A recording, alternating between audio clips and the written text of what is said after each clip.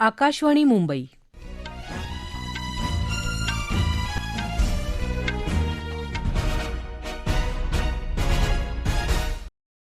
अमिता बडे राष्ट्रीय बातम्या देत आहे. ठळक बातम्या. पेट्रो रासायनिक उत्पादनांवरचं सीमाशुल्क तात्पुरतं रद्द करण्याचा केंद्र सरकारचा निर्णय. 2025-26 या आर्थिक वर्षात संरक्षण उत्पादनांची 38,424 कोटी रुपये इतकी विक्रमी निर्यात.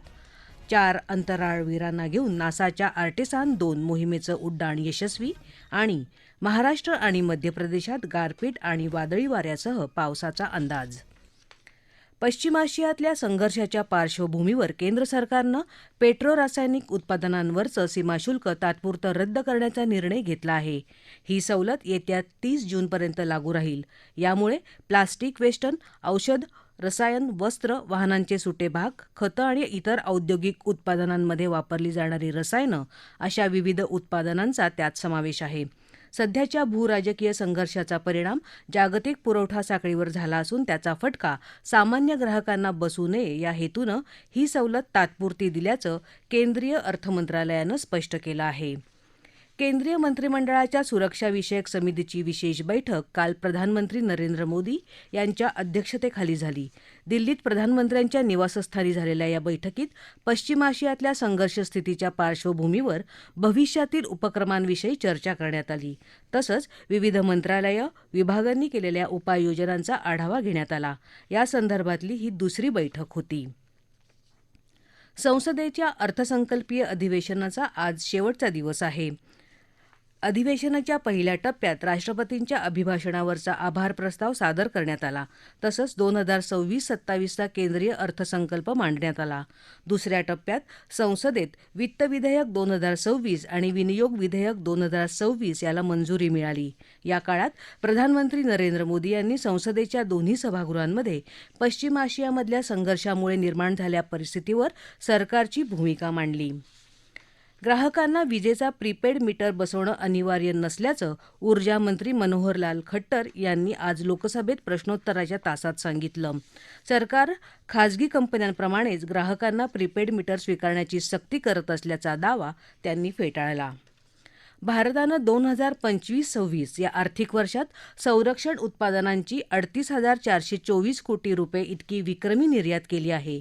गेल्या आर्थिक वर्षाच्या तुलनेत निर्यातीत 14,802 कोटी रुपयांची वाढ झाली आहे. ही वाढ 62.66% इतकी असल्याची माहिती संरक्षण मंत्रालयानं दिली. या निर्यात वाढीत संरक्षण सार्वजनिक क्षेत्रातील उपक्रमांचा वाटा 54.84% तर खासगी क्षेत्राचा वाटा 45.16% असल्याची माहिती संरक्षण मंत्रालयाने दिली. संरक्षण क्षेत्रात वाढलेल्या निर्यातीचं संरक्षण मंत्री राजनाथ सिंह यांनी कौतुक केलं आहे.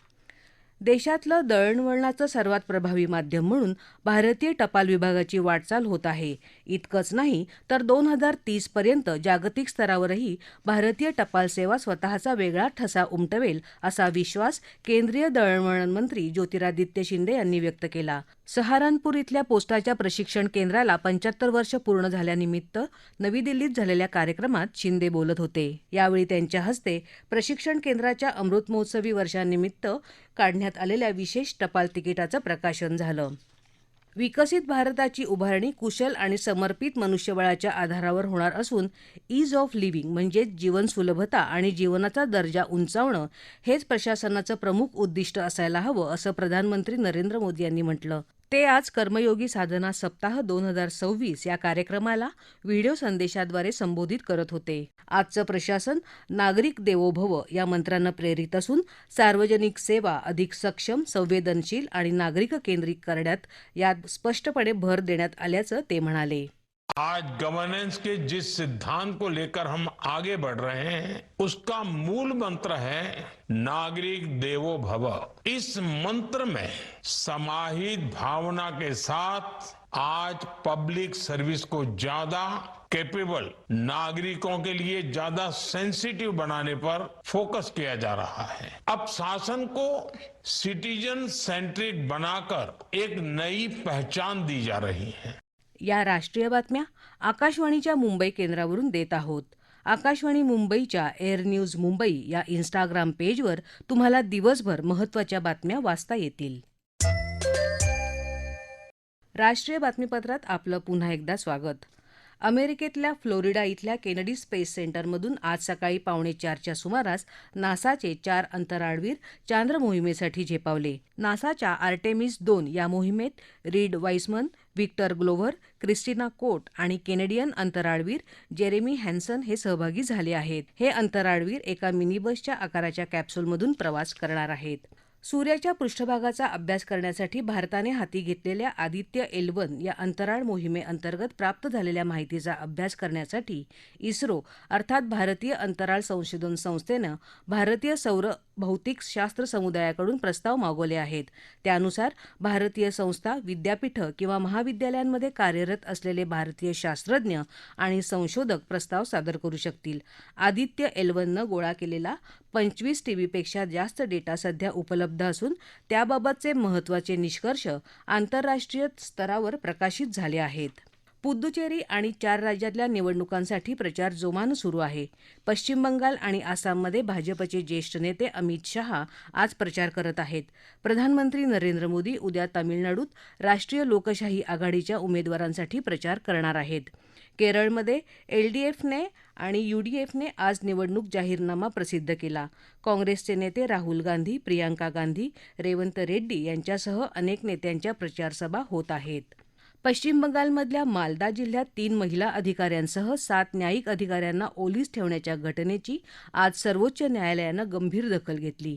ही घटना अत्यंत निंदनीय असून या प्रकरणी न्यायालयानं राज्याचे गृहसचिव, पोलीस महासंचालक आणि इतर अधिकाऱ्यांकडून स्पष्टीकरण मागितलं आहे. न्यायिक अधिकाऱ्यांना घाबरवून निवडणूक प्रक्रियेत अडथळा आणण्याचा हा प्रयत्न आहे, असं मुख्य न्यायाधीश न्यायमूर्ती सूर्यकांत यांच्या अध्यक्षतेखालच्या पीठानं म्हटलं. गरज पडल्यास सीबीआय किंवा एएनआयच्या चौकशीची मागणी करण्याची परवानगी न्यायालयानं निवडणूक आयोगाला दिली आहे.